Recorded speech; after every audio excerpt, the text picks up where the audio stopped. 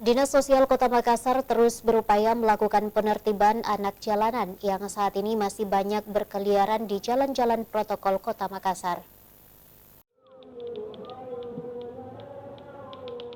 Maraknya anak jalanan yang tersebar di beberapa lampu merah di jalan-jalan protokol Kota Makassar membuat Dinas Sosial Kota Makassar terus berupaya melakukan penertiban beberapa minggu belakangan ini.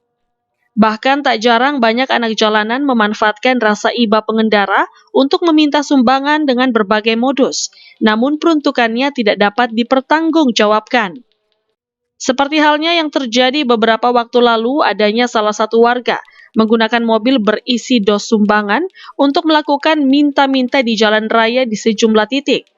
Kepala Dinas Kota Makassar, Aulia Arsyad, mengimbau kepada seluruh warga Kota Makassar agar tidak terus-menerus memberi uang terhadap para pengemis ataupun anak jalanan. Harapkan di sini warga Kota Makassar yang baik hatinya jangan memberi di jalan, karena sebenarnya lebih banyak mudaratnya daripada kebaikan yang diberikan kepada anak-anak jalanan.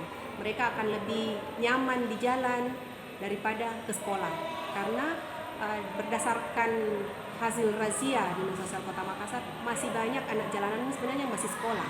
Cuma karena keenakan mendapat uang di jalan, ya mereka lebih suka di jalan daripada ke sekolah. Jadi itu tadi. Diketahui berdasarkan hasil razia yang selama ini dilakukan oleh Dinas Sosial Kota Makassar, masih banyak anak sekolah yang melakukan aksi minta-minta di jalan. Oleh sebab itu, saat ini Dinas Sosial Kota Makassar melakukan kegiatan sosialisasi bimbingan orang tua anak jalanan di salah satu hotel di Kota Makassar. Rusmawan Dirara, Selebes TV.